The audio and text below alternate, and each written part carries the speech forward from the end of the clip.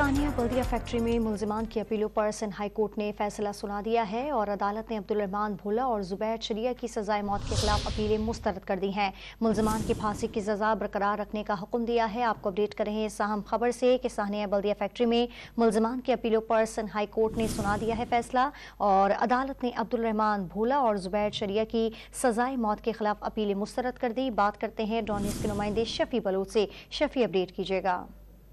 जी, Sindh high court ने सानिया बल्दिया case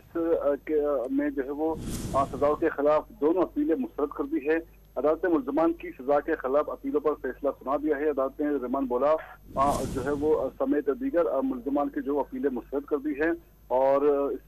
आज इससे कबल अदालत ने तरफेन के दलाल सुनने के बाद जो है वो फैसला महफूज किया था और आज अदालत ने तमाम फरीकैन की मौजूदगी में जो है फैसला जो है वो जारी कर दिया है और मुल्जिमान ने जो है फांसी की सजा को जो है वो अदालत ने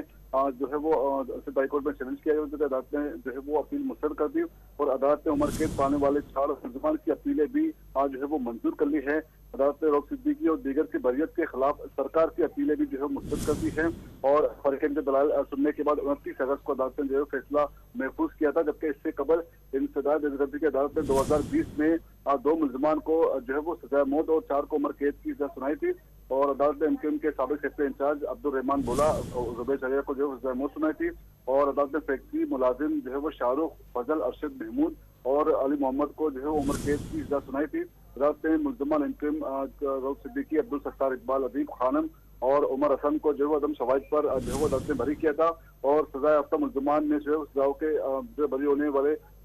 जो है वो मुल्जिमान के खिलाफ प्रोसिक्यूशन में जो अपील दायर कर रही थी, अदालत ने मुस्तरद कर दी और 2012 में 11 सितंबर 2012 में अलीगढ़ प्लाजा बल्दिया टाउन फैक्ट्री में आतिशबाजी से तकरीबन 260 अफराद जलकर हादसा हो गए थे। अदालत ने 2020 में फैसला सुनाया था और जिसके खिलाफ जो है वो